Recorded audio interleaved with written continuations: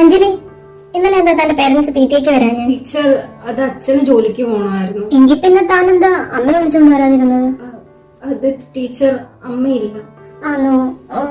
Sorry മോളെ, ഞാൻ അറിഞ്ഞില്ലായിരുന്നു. സാരമില്ലെങ്കിൽ പോട്ടെ. അഞ്ജലി, നീ എന്താ ഇത്ര നാള് ഞങ്ങളോട് പറയാതിരുന്നത് നിനക്ക് അമ്മയില്ലെന്ന്? എന്തിനാടി കാര്യം? പിന്നെ എല്ലാവരും എൻ്റെ അടുത്ത് സിമ്പതി കാണിക്കും. എനിക്കത് ഇഷ്ടമല്ല. അതുകൊണ്ടാണ് ഞാൻ നിങ്ങളോട് ആരോടും പറയാതിരുന്നത്. അഞ്ജലി, അപ്പൊ ആരാ രാവിലെ ഫുഡൊക്കെ വെക്കുന്നത്?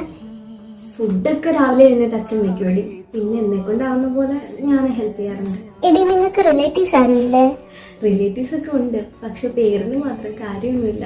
അവരെ കൊണ്ട് ഉപദ്രവമല്ലാതെ ഗുണമൊന്നുമില്ല.